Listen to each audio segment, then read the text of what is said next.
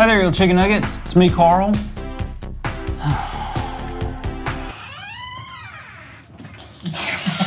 I didn't think that was a good opener anyways. I was really hoping you were gonna do that again. Hi there, you chicken nuggets. It's me, Carl.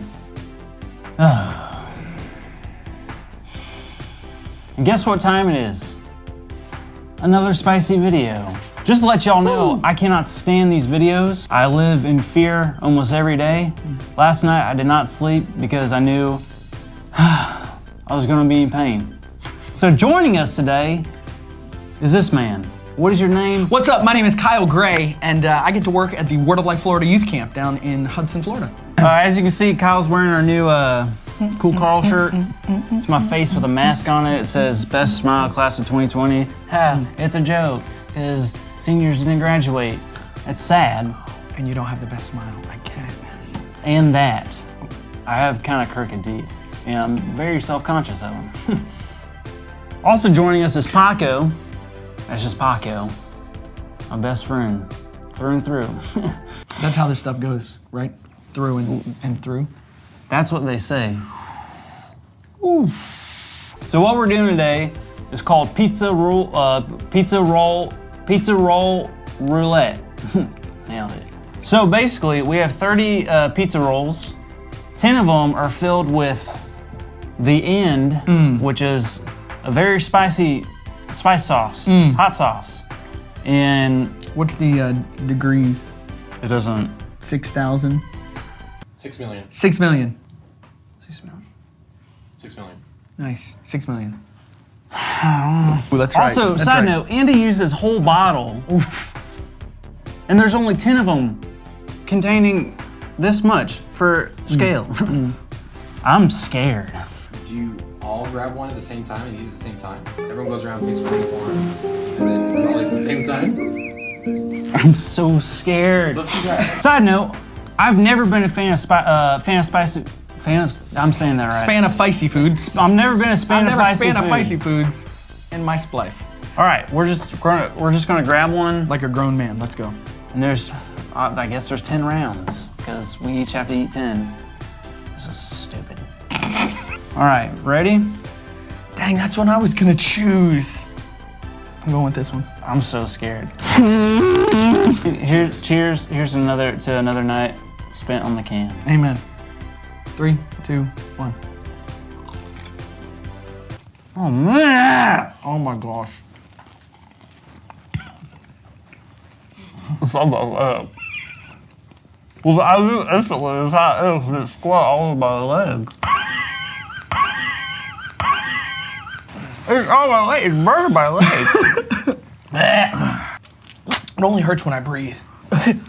Hey, how's it going? Oh no, Andy, what have you done? I'm just. Are you freaking kidding me? Oh, hey, Kyle, this hurts so bad. Oh, give me a second. There's no way I can consume 10. No way. Hey, don't. Ooh, I'm passionate. No, Good. What? Where's my towel? Paper towel. No, Ow! Damn. Did you get another one? I did eat another one. Mine? No, it wasn't mine. Oh! I think I got my eye. I'm just trying to keep up with Paco. It is not going away. Here comes your jazz hands. Left, right, clap first. You got 3? You got 4? Are you kidding me? That hurts so bad. Oh, this hurts worse than when my brother made fun of me in 6th grade. You know you've only eaten Spicy. Spicy mucus. one. I'm on 3. Pac's on 4. Come on. They're burning. This isn't fun. This isn't fun. 4, 3, 1. I've got 1. All took 1. All took was 1. All right. I might have to Oh gosh. help. Did you get another one? I know I did. Oh. Don't.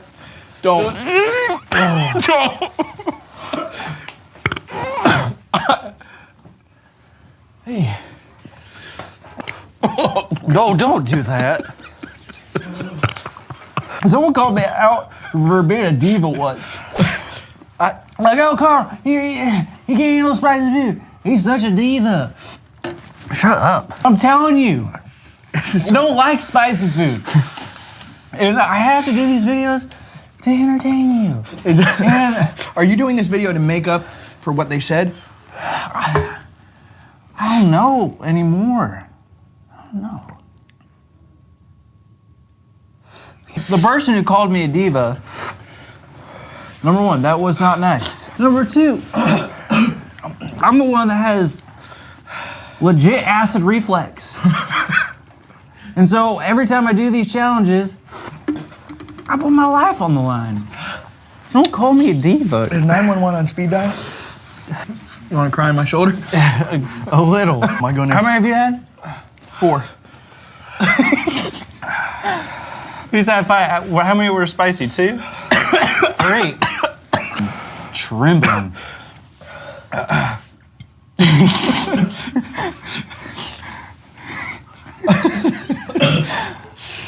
There's so much I want to say to you right now. I've never seen Kyle cry. And it's really sad looking. He looks like one of those puppies. For $14, you too can buy a t-shirt to support Cool Carl and the Sunday Cool staff. Look how sad Kyle is. That's it. Wait, you said the Sunday Cool staff. Does that mean I get the job? You can continue. I'll just be here for a second. That one has it. I'm just going to tell you right now. You already chose it, though. Does it? How do you know? It doesn't look. I think my brain is shaking and my body's moving, or my body's still. But my body. My body. Is to me, yeah. Sing it, Paco. Nailed it. I can't sing very well. Dang, you got out scot-free. Tell me God ain't real. I already chose it, but I feel like I can see it right there. Because it looks like just death. Yeah. Yeah. So it's 4 left, huh? Oh no, Kyle. 3 left. Hey, wait, Paco, let's make it interesting. Let's switch. Oh my gosh.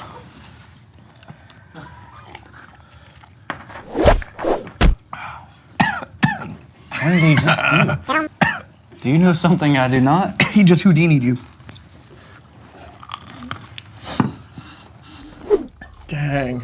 Are you kidding me? You know what? Are you kidding me, Smalls? I'm living life on the edge. You guys are over here, it's so hot. I'm killing You are it. weak. How many of you had? How many of you had? 3. 3. No, not 3 hot ones. You won't lick that right there. I won't.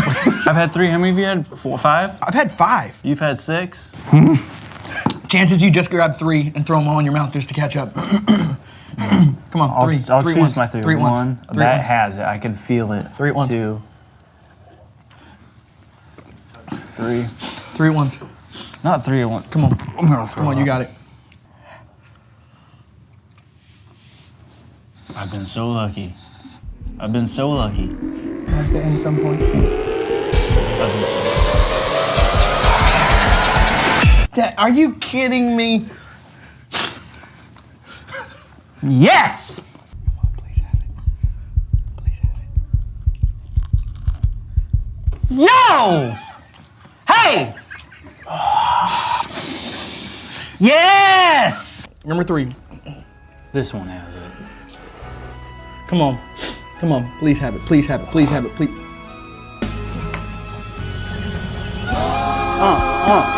Number 6, and I've only had 1. And I feel pretty good about myself. Are we all caught up? You've only had, Remember what? Kyle's only had 5. Remember when my camp used to order shirts from you guys? What? Normally say it's all over, but they're crying. This has only been crying. Button crying? But yes, that's gonna be crying too. It's yours. I'm going 6. Okay. Is that number 6? This is number 6. So I have 6. 6. I won't. Let's just say we've all had 6. What does that mean? I thought you were saying Mark of the Beast, 6. I was 6. You don't have to say it. Does that work like Beetlejuice? It is. The end, the end, the end. Hey, why do you always... Although I kind of like that Paco does that. He's just... But... He's time fearless. out. He's been staring at these for at least 20 minutes. Hey, Wait, I thought we were supposed to pause when you say timeout like Zach Morris style. Oh, he got one. did you get one? He got one. Did you? How many left? He's at We have 2 left. he's at 8. Any 2 spicy ones left? Had 4 spicy. Come on, take it. Come on, come on, come on, come on, come on, come on, come on. I'm happy.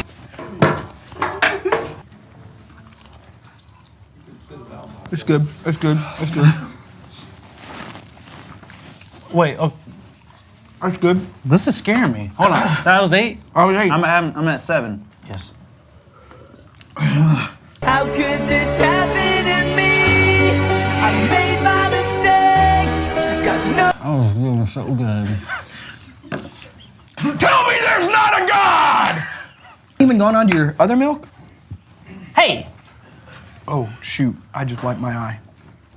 Oh my gosh. It gets hot quick. No, it doesn't get quick because Oh my it just hit gosh. me now. Oh my gosh. I'm Hey! about to pour some milk in my eye. My goodness.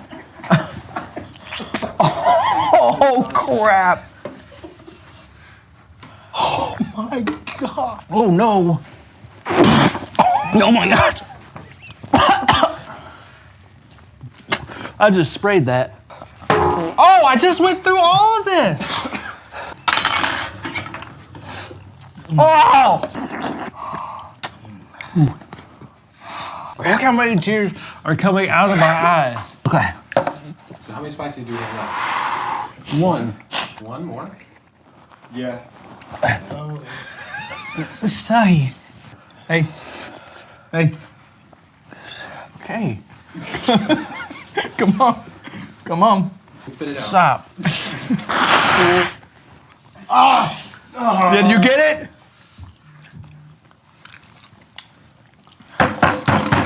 Come on, Paco, be a man. Paco's birthday. When you're watching this, it's on God. Sunday. So in the comments, where's Paco happy birthday? My ears are, the inside of my ears burning. Wait, so we know that these are all good then, right? As long as we're good at math right now. Oh, I really hope we're good at math. It hurts. Speaking of ice cream, are you trying to be cool during the summer? Like how I'm cooling my mouth down with this ice cream? Go purchase the new Sunday Cool Coolies at coolcarl.com. This one says not today, Satan. You know what's going on today, Satan? You can buy them at coolcarl.com. Right here in my hand. And then you can wear it like this. You look like a safari man or something. Survivor. That's all right. Technically, those all should be nothing in there. Technically, I don't like I don't like. that someone that is probably bad at math. Okay, I got a paper towel. Safe. Back to being happy. I feel like Paco deceived us and it's like, oh, I got a spicy one, but he secretly knows that there's one left. Those both are yours, just so you know. What? Those both are yours. I don't like this game. You got a spicy one again? Are you sure you did 10? I did 10.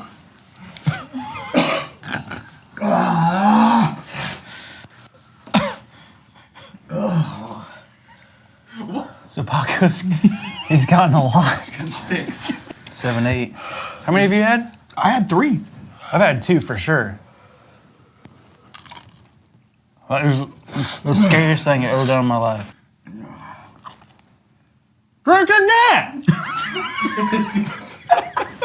What are you looking at me for? Because he had to have lied. And Paco doesn't lie.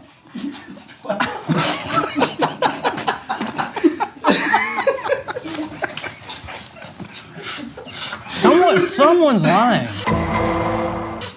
I'm not lying. I counted 10. That's 3. Count to 10 for us, Andy. Count to 10 for us. 6. You're so spicy. Someone's lying. You get to choose between them two which one they get. But don't study it too hard. Yeah. Wait, so No, one. don't grab too much. So one is one is not. Well, I can obviously see. I can obviously see which one has the spicy one, and it's that one. Give me the. It's in front of Kyle. Oh. All right. You ready? That burnt. But So you gotta close your eyes, grab one, and then just munch down on it. And don't look at it. What do you? 1, 2, 3, go.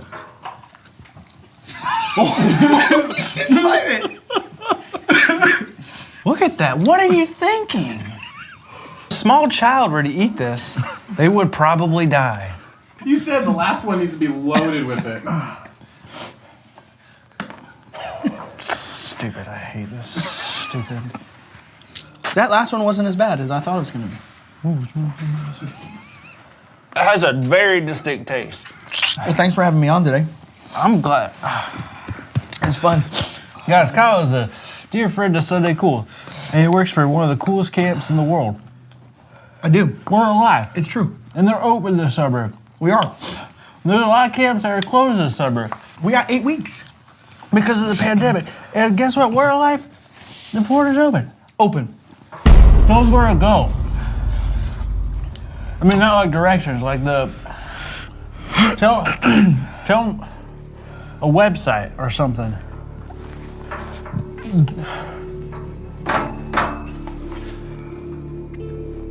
These. Go here. Go there. Oh my gosh. That coming back up is bad. It hurts. Yeah. I'm not kidding you. Oof. Go here. Go. You can search the Waterlight Florida Youth Camp for this summer. Oof. Oof, that's bad. For this summer and this summer only. For all the weekend camp. So come and see us.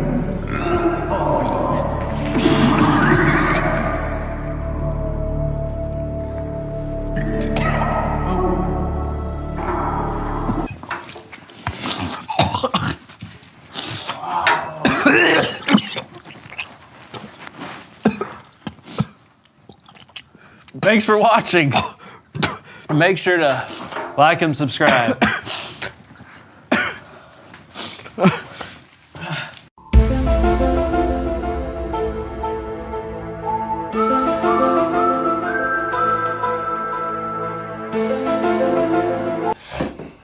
Look at him. Why are you getting so mad at me for?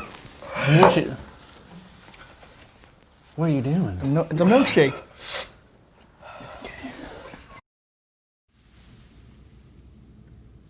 Hey guys, welcome to Youth Group. I'm so excited that you guys are here with us tonight. Tonight it is going down. We have such a fun and messy game, and we have some visitors helping us this week. So we'll be right back. We're gonna watch a Cool Carl video and then go to worship. Oh, there, you little chicken nuggets. It's me, Carl. So this morning, I was reading a good book, doing my daily Devo, when I came across a passage that gave me the goosebumps. The old chicken skin, the old duck pimples. Philippians 4:13, I can do all things through Christ who strengthens me. All things? Sounds like someone needs to jump off the building and fly. Fly? That's ridiculous. It does say all things. You're right. It does. Wow. You're really smart. I know.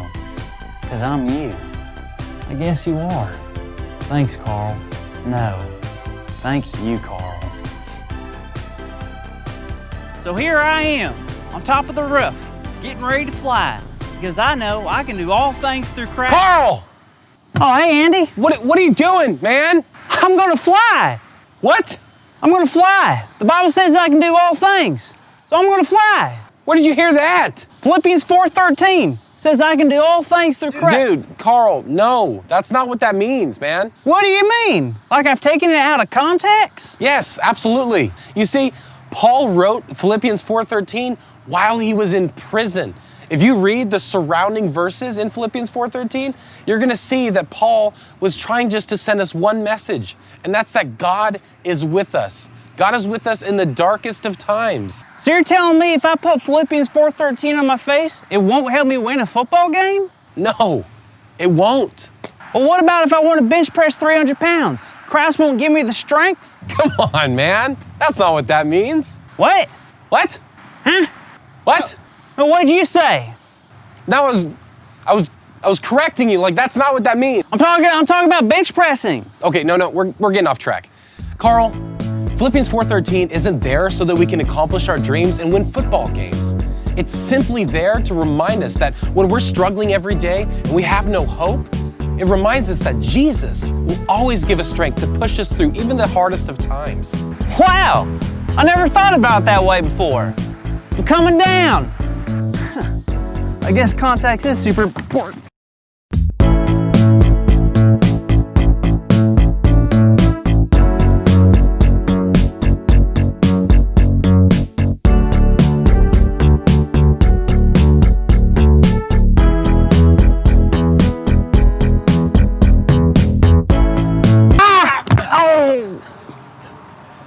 You good?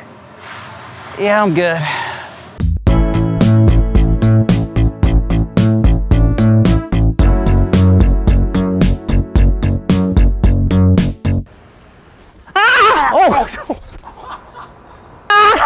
Oh, did I hit you in the face? Yes. I'm sorry. You good? Yeah, I'm good. Hold you, man. It's context.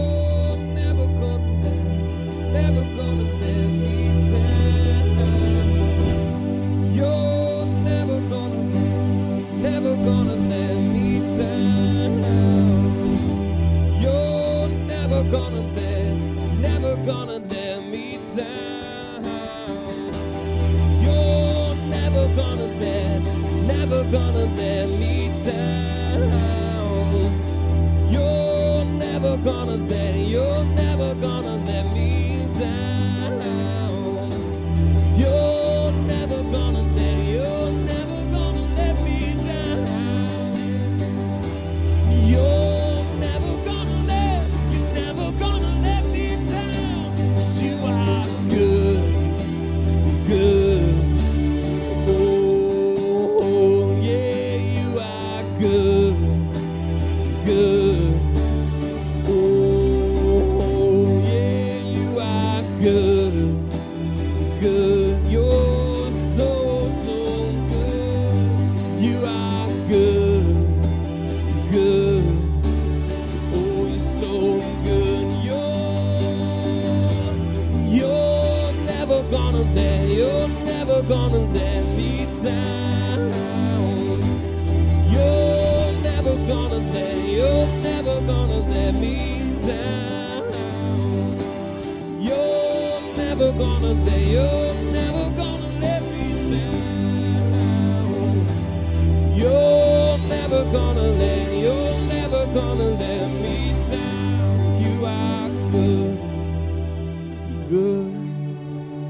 Oh, so good. You are good, good.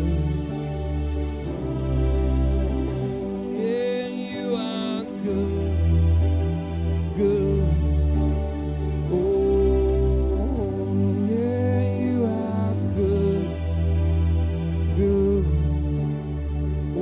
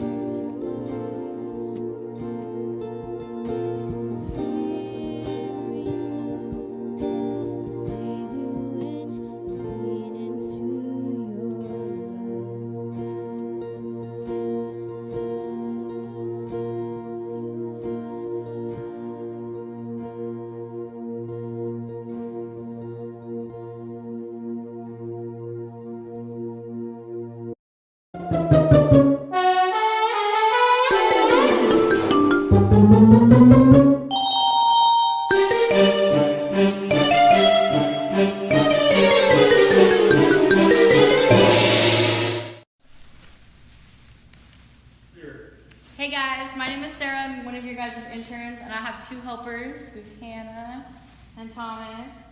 And we're gonna be playing egg roulette. Now this is something that was pretty popular when I was probably in high school, but I kind of wanted to see them crack eggs on their heads, so I picked this game. That is true. So we have the first person who gets to 4 cracked eggs on their head loses. There's no winner in this game, just a loser. Fun. Who's going first? Ladies are not going first this time. So Thomas, pick an egg. Strategic. You're never gonna guess. They look all the same. This one has malfunctions. You know what? Oh, that's cheating. No, come on. Do it, Thomas. Okay, Thomas got an egg. Thomas. First one. Okay. Thomas, you need 3 more and you're the loser. Yeah. Okay. I'm gonna pick this one. Okay. I'm losing too. It's fine. I got this. 1-1. Hannah, you gotta tie it up. Get an egg on your head. 3 in a row? 3 in a row. We're not good at this. Okay, Thomas. What was this? Pick an egg. Right away. Oh, why is it? Just crack it on your head. Ow. Okay, that one's. Yes, keep going. Keep going. Keep hitting your head. Okay, my turn. I'm scared it's gonna hurt. Okay, ow, that really hurt. I got this. That looks so gross. Yeah, it rolled away. Oh, it smells bad. This one's mine too, Tommy. Boom. Walks. Yay! It's so Safe. Everybody's safe. Okay, we all have 1 egg. I feel sticky. I know, it's so gross. It's like all by my feet too. Yeah. Ow. Was that hollow sound your head or the egg? I don't know. Okay, Thomas is safe again. My turn. I'm scared. Okay, ow. Oh no. I'm safe, Hannah. Let's see if you make it. Yay! Okay, Thomas. We all have 1 still. Okay, Thomas has 2. We're kind of running out, so we'll see. So Thomas has 2? Thomas has 2 cracked eggs. We each have 1. Except for right now, I'm probably gonna get another one. Nope. We should have been counting how many raws have happened. So I have 2. Yay! This is just Thomas is losing. That's not surprising. Yes, he got 3. Okay, Thomas. I realized that. You need 1 more egg and you lose. Oh, man. Are you ready? Am I gonna get it? Do you think I'm gonna get it? I don't think so. I'll try it. Let's go. Boom! There's things stuck in my feet. Okay. I believe in you, Hannah. Oh! Ew! Okay. Okay, Thomas. You can't get another one or you lose. This kind of stings my scalp. Yay! I think Okay, I guys. should have to put both of them on his head just because he lost. Loser. Okay, Thomas, crack the last 2. Oh, you got 4. No, he already had 4. That was 5. Oh, that got on me. All the way over here. Thank you guys. Okay, we're gonna go into our next video. So thank you for watching with us. As a child, discipline seems scary. As you get older, though, you realize in order to improve in anything, discipline is a requirement. The old saying, no pain, no gain, is very true when it comes to learning a skill, developing character, or uprooting an unhealthy habit. If you want good grades, unless you have a photographic memory, you have to study and do homework, regardless of how it makes you feel. As a child, I loved to draw, but I was such a perfectionist. So if I made even the simplest mistake, I'd get frustrated and give up. And it wasn't until high school when I had this art teacher who told me mistakes are an important part of learning and growing as an artist and as a person. If you've ever watched the famous painter Bob Ross, he often referred to mistakes as happy accidents. And it's by learning from our mistakes and not giving up too soon that we see maturity and the fruit of discipline.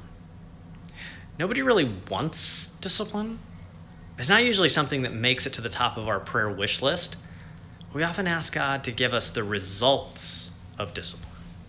As Christians, we have the example of Jesus to look to as a humble servant who endured the cross, the ultimate discipline, so that when we endure or invite discipline into our lives, we do it knowing we don't do it alone.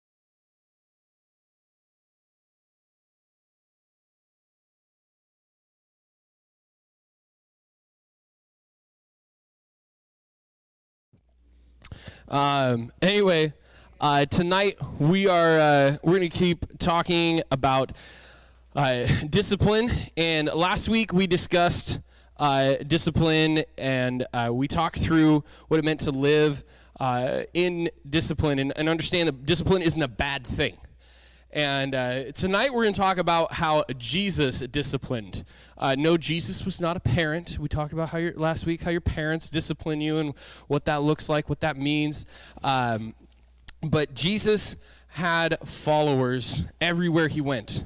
And those followers, specifically 12, you guys famously know them as the disciples. And believe it or not, even though they were all around the same age, and they were relatively so, and they were all grown-ups, Jesus still had to discipline them all the time. And we'll talk about what that looked like here in just a moment. Today, we're going to read a bit in Luke chapter 9. If you want to grab your Bible, get there. We'll be in Luke chapter 9 in just a moment. But going back to Jeremy's video here just a minute or two ago, I loved what Jeremy shared about mistakes and discipline. Such an important reminder about how we will make mistakes, and that's just part of learning. Making mistakes is part of personal growth, whether that growth is emotional or spiritual, physical.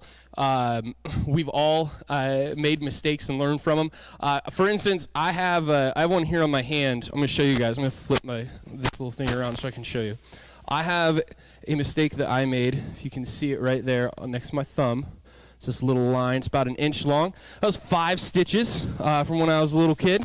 Not when I was a little kid. I was your age. I stabbed myself with a knife in my room while I was learning how to throw knives at a cardboard box in the middle of summer when I had nothing to do in a town of 350 where I was outnumbered by cows.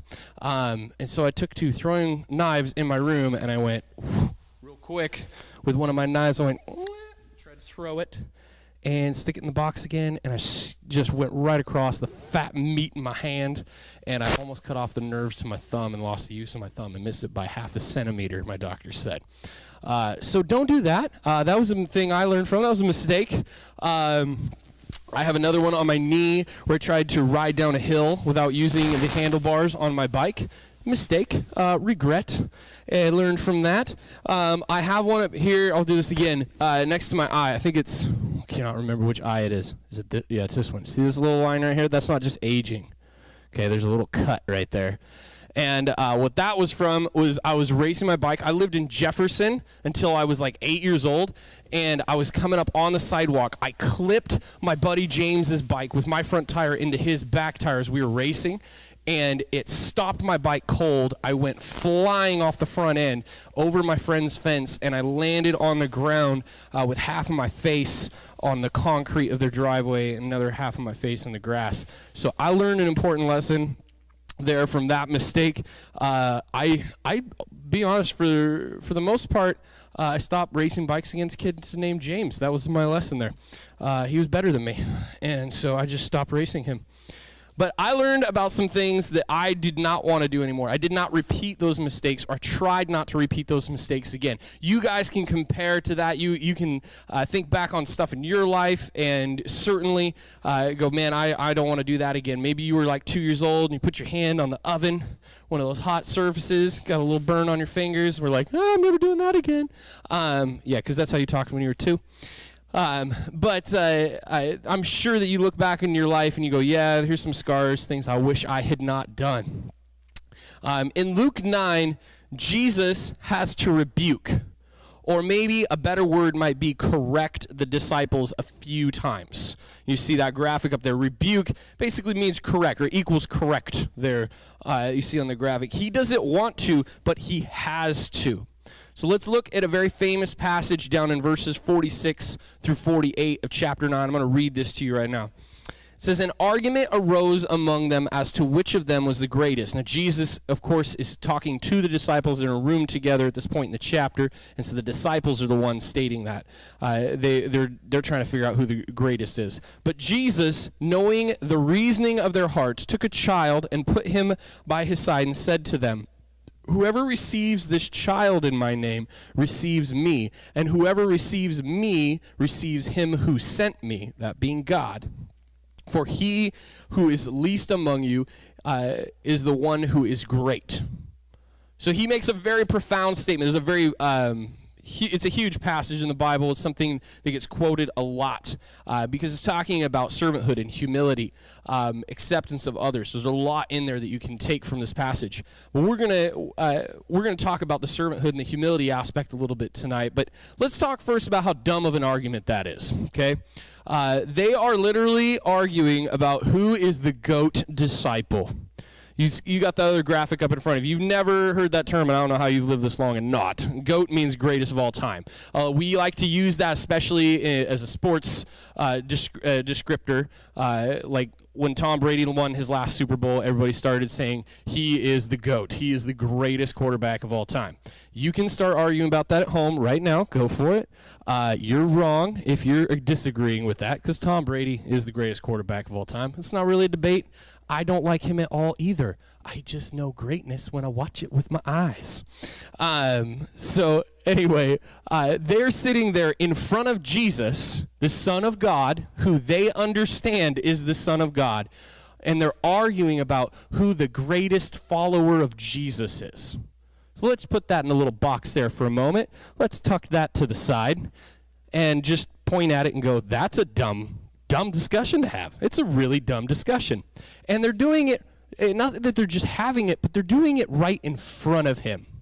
This is like saying, who is the best player on the team? Or no, this is like saying, let's go more this angle. Who is the best water boy for the New England Patriots? Who's the greatest of all time when it comes to water boys of the New England Patriots? Who cares?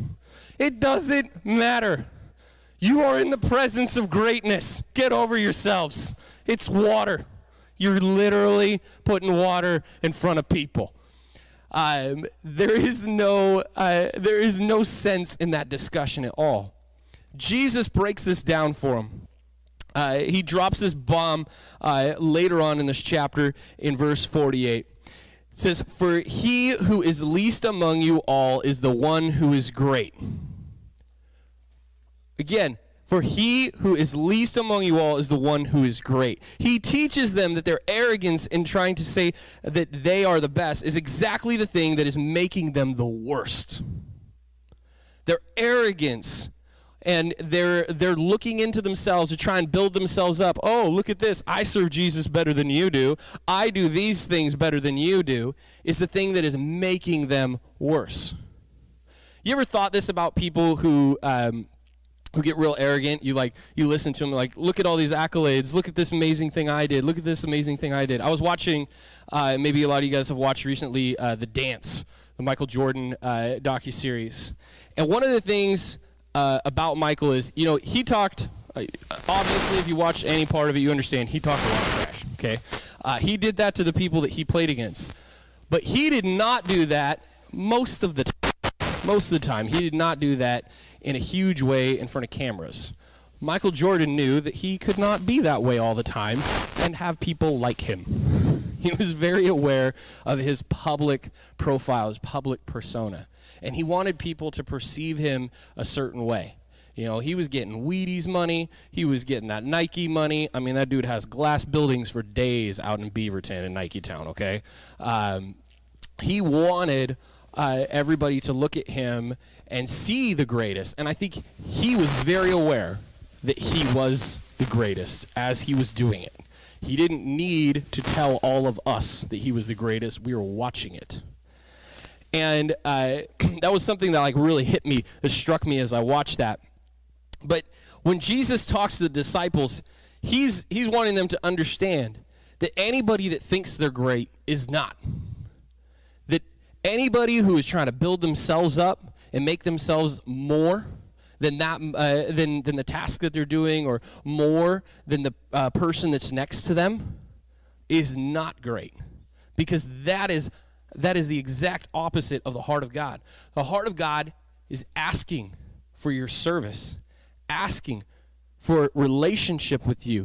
God himself is wanting to be with you and present with you. He's not asking for you to be an amazing servant who lives by all these very specific rules and does every little thing the right way according to culture, according to the way people view him. He's asking for you to have a relationship with him and do what he speaks to you, what he speaks to your heart, and he is telling you is right.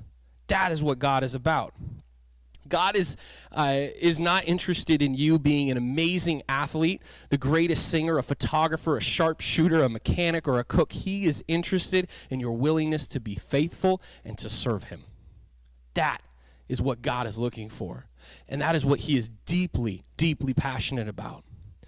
Jesus scolds the disciples for their lack of understanding a few times in that chapter. Earlier in verse 38, Jesus is talking with a crowd. It says, starting in verse 38, "And behold, a man from the crowd cried out, 'Teacher, I beg you to look at my son, for he is my only child.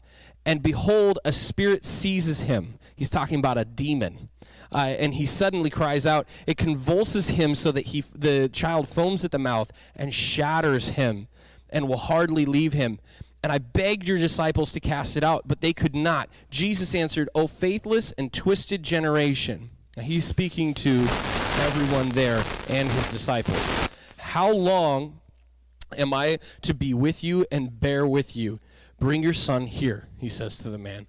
While he was coming, the demon threw the boy to the ground and convulsed him. But Jesus rebuked the unclean spirit and healed the boy and gave him back to his father. And all were astonished at the majesty of God. When we do what we are supposed to do, we don't get, when it comes to our relationship with God and what he asks, we do not get the credit. When we serve God faithfully, the glory, as you will hear all the time, this statement, if you're just starting out in your walk with God, or maybe you've been or had a great relationship with God for a while, you've heard this statement, all glory to Jesus, or all glory to God. When we are faithful in our service, all glory goes to him, not to us. Okay, as a pastor, a lot of times I stand up in front of crowds of people and I talk like this, or I'm leading worship or doing various aspects of my position, my role here at the church. And I'll have people come up and tell me, "Man, that was great. Oh, thank you, Pastor Matt. We really like this or that, da-da-da-da." And it's nice to hear compliments. It is. But I've always been really bad at taking them. If you know me and you really know me, you know I'm horrible at taking compliments. I usually resort to humor immediately or self-deprecation, which means I start making fun of myself or I point out a flaw in what I just did that wasn't actually that great. And because I know that what I am doing is not for me. So as soon as somebody comes up to me and like, "You did so great, we loved it," showers you with compliments, I'm like, "And you know what? I messed up on that A minor earlier. I mean, we'll fix that next week before we get into the next round of worship rehearsals and blah, blah, blah, blah, blah." And I will literally try and avoid that compliment because I don't go up there for you to tell me that I do good. It's not why I do this. It's not why any of us should do this. I've learned over the years that if I go up there looking for praise, if I go looking for adulation, or if I want people to think that I'm awesome, I'm doing it with the wrong heart. And Jesus is speaking directly to those disciples. You know why they couldn't cast the demon out? You know why they didn't leave? Because they tried to do it in their own power. And that's why Jesus got frustrated. They just walked up in their own confidence and were like trying to put hands on the boy and go, "Spirit, come out of him, blah, blah, blah, blah, blah." You've seen TV evangelists. And they tried to walk up there and just command this thing to leave in their own power. They commanded it. They didn't say, "God commands that this comes out." Because they didn't pray to God and say, "Do you want us to deliver this?" They didn't ask for his strength and his power. And that is what Jesus is rebuking. You do this in my name because I tell you, and it will happen. That's why he got upset. The disciples' lack of faith and showing that faith and their own fear kept them from seeing God move. And Jesus had to point it out there. He then goes down in verse 51 and says, when the days drew near for him to be taken up, he set his face to go to Jerusalem. This is when he knows he's going to the cross. And he sent messengers ahead of him who went and entered a village of the Samaritans, this different people group, to make preparations for him. So if you understand that, he's sending the disciples ahead to go get some rooms ready so they can go hang out and have their meal together, so they can also draw in crowds of people so he can go speak. But the people did not receive him because his face was set toward Jerusalem, meaning they felt like he was just, not really there for them. And when his disciples, James and John, saw it, they said, and this is amazing, "Lord, do you want us to tell fire to come down from heaven and consume them?" I'm going to read that part again. They said, "Lord, do you want us to tell fire to come down from heaven and consume them?" Jesus must have literally done an about face. Like, you can just imagine they're walking down the road, or Jesus is walking up to them. They're like, "Jesus, there's this problem. They don't want you here. We're super ticked about this. They don't even care that you're coming." And like, "Do you want us to call fire down from heaven and consume them?" Can you imagine his facial expression? He had to look at them and just think, this is the dumbest thought that ever came across your mind. I give this look to a certain person that's sitting in the room with me right now often, and he's very aware when whatever he just said is a bad idea, because all I have to do is just this one facial expression. I just like at him go, and it's over. Like, it's done. And I'm sure that's all Jesus would have had to do. But he literally turns, it says in verse 55, he rebukes them. And they move on. They go to another village where he will be received. Let's go back there, though. They were ready, the disciples were. They were ready to throw down fire. They wanted to kill these people for not listening to Jesus. Do you think that they were representing him well? Do you think they were doing what he had asked? They again went in there high and mighty. "We are the disciples. Jesus is coming. We're his best friends. You need to do whatever he says and listen to all of his words." Blah, blah, blah. Why do you think Jesus wasn't going to be received? Was it because Jesus was looking towards Jerusalem, or was it because his disciples acted like jerks when they went into the town and probably mistreated the people? You ever thought about that when you read this passage before? If you have, it's probably how they represented him. So he wasn't able to go do that work. I want to compare that to a thing that happens all the time in our lives. There's a lot of times that we're out hanging out with people, and we're just having a good time. Maybe we're playing video games or whatever, and we're having an off day, and we start saying stuff that we probably shouldn't. We get angry, or we make fun of somebody in a not okay way. Not more than just like a gentle ribbing, ha ha ha, but more like you put them down, you make them feel bad, or you have a bad attitude.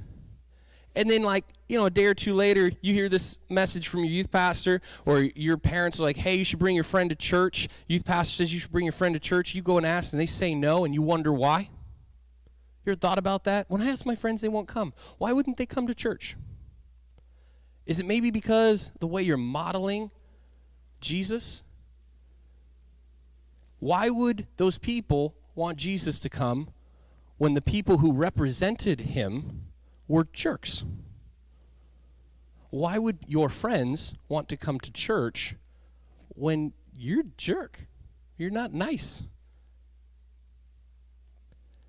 Jesus rebuked them, just as I want to speak to that to say, if you are not living in a way where you have a strong witness and people will listen and trust the words coming out of your mouth, and they don't love spending time with you and see Christ reflected in your actions, of course they're not going to come to know him. You are, as a Christian, a living, breathing representation of Jesus. A common term used by a lot of people now is you are Jesus with skin on, because he's in heaven. You are. So I just want to tell you, your attitude matters. You can't show people the love of Christ when you're not showing them love, period. Go back into this. Those guys who also couldn't cast out a demon on their own, went up to Jesus later on in the same chapter, and they said, "Do you want us to call down fire from heaven?" Like they could. These guys were so full of themselves. Can you imagine how angry Jesus is getting? So let me get this straight, guys. You want to call down fire from heaven, but like earlier, when we were hanging out with that demon guy, or the guy whose kid had a demon in him, you couldn't make that happen, but you think you can call down fire from heaven. When are you going to get it? You cannot do things without the strength that comes from the Father. You can't. We showed you that video earlier. I'm going to go all the way back to our Cool Carl video, in the context video tonight. I could not say his name just now. Cool Carl, got it. But the context video tonight was Philippians 4:13, and it was talking about I can do all things through Christ who strengthens me. Yes, you can. If that's what Christ wants you to do, then you can do it through his strength. You're like, well, in the video, Carl was trying to fly. Are you telling me if Jesus wants me to fly, that I can fly? I'm going to be honest with you. I'm not going to tell you you can't. I just never seen Jesus decide that somebody needed to fly. But you can do all the things in this life that God asks you to do. He will enable you. He will empower you. He will give you gifts to do it. But you need to faithfully serve him. You need to be willing to be the least of all, so that he can do the most with you and really use you. You got to live like you really don't have any answers, because to be honest with you, we don't. Our answers come from the Father. Our example of how to live comes through Jesus himself. That's the life that we're meant to live. I'm going to skip ahead a little bit in my notes. Mistakes, though, are, and we're going to go back into that for just a moment, mistakes are important to learn from. They're not important to have happen. They don't need to. A pastor once spoke this at a camp that I was attending when I was a teenager, and he said, my testimony isn't that I came out of a life of drugs. My testimony isn't that, I partied a lot in high school and I had a near-death experience, and, I almost crashed a car at 100 miles an hour, and I lived through it, and I told God, I'll serve you with my whole life, if you save me from this. No, he's like, my testimony is that I never did drugs, I never drank, I never smoked, I never did anything, and not to say that I was perfect, but in the cultural sense of doing bad things, I didn't do bad things. That didn't mean that it doesn't mean I never disobeyed my parents, or I neglected some things in my life, or didn't once or twice make fun of my siblings, but I didn't do a lot of those things, and I'm really glad I didn't make those mistakes. My testimony is that I tried with my whole heart to follow after God, and I did. I did that as much as I could, and he brought me through it all. He loved me enough to bring me through it all, and I just listened to him. And I'm telling you, you don't have to go through those things. And I remember being like 15 years old, and I'd made a few mistakes in my life, none of the things that I just mentioned. I identified with what he said a lot. And for the next 7 years of my life, I didn't do those things. I didn't want to live that life. These disciples, as they are hanging out with Jesus, they're not out doing bad stuff, okay? They're not out partying with their friends. They're not out breaking laws, not out doing stuff they shouldn't be doing. They're following after Jesus. They are. But they're still making mistakes. They're allowing their arrogance to get the best of them. They have bad attitudes. They are comparing themselves to one another, trying to figure out who's the best. And apparently they have some anger issues because they want to call down fire from heaven to destroy people that didn't want to talk to Jesus. So they had some issues, but they had mistakes that they made. You ever heard this statement? My mistakes made me who I am. I'm glad I went through what I did. I'm glad I went through the fire. I wouldn't change a thing. That's a stupid statement. You should definitely not want to make mistakes. You definitely should. We should not be proud of failure, but we should learn from it. We should avoid it whenever possible, but we should, when it happens, learn from it. When it does happen, we need to move forward. And just like the disciples, we all need to take our loving rebukes from God, from Jesus, and the spiritual authorities that he has placed in our lives, where those are pastors, parents, other leaders, and we need to learn from them and then move forward. Because understand this, if you are following after Christ today, if you accepted him into your heart, you are a disciple. You are a disciple. And wherever you're at in that process today, you are walking with God. You are learning from him when you listen. And he is asking you to be obedient. Again, we talked about this at the end of our time last week. I'm going to mention it again. God desires, yes, your faithfulness. Yes, your servanthood. He desires that you have a good heart. But above all things, God desires and demands obedience. And tonight, he's again asking for that from you. Asking that you be obedient in the littlest of things so that he can use you for the greatness that will come in your life through him to give him glory. He wants to use you, but you got to be obedient in the little things. You got to be disciplined in your relationship with him, in talking with him, and reading your word and understanding who he is. You got to stay disciplined. So tonight, that is my encouragement to you. Let's pray right now, and then we're going to end this evening. But as I'm praying, I want you to just have that conversation with God and say, God, I'm listening. I want to be obedient. I'm here.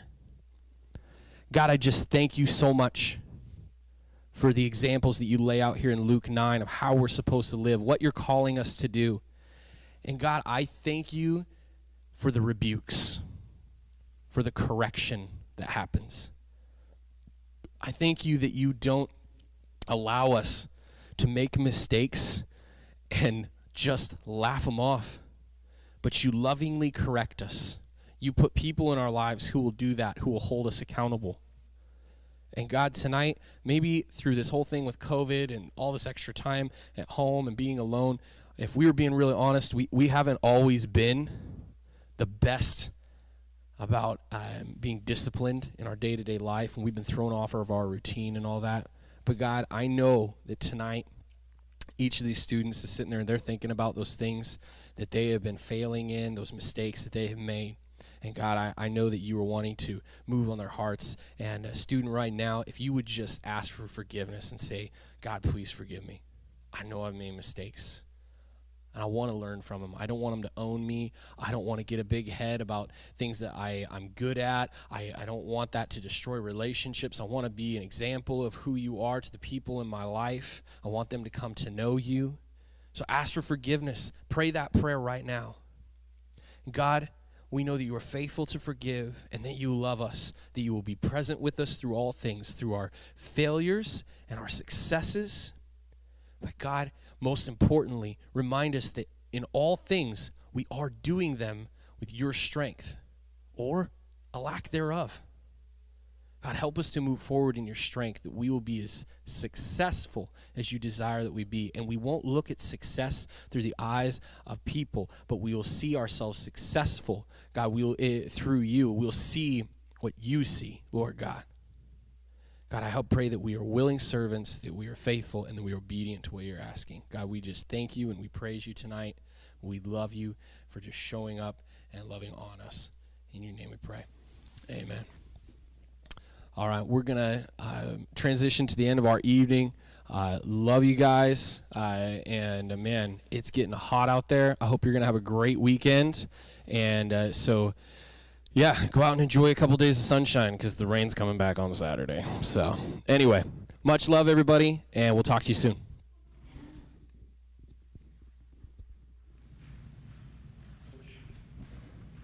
Thank you guys for joining us today.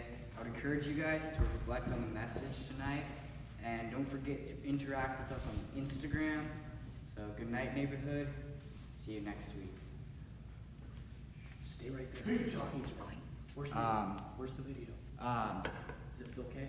So no, it should be in the second spot, which is what the winning lottery numbers were. Nope. Where is it? B12. Oh. Wait, that's not it. It's not in there. Hey guys, so next week we will be doing a Zoom at some point, and the interns will let you know, but we will have a Zoom hangout next week. We're going to play a bunch of games, and the interns are going to get to know us more, so we haven't really been able to hang out with them. So, night guys.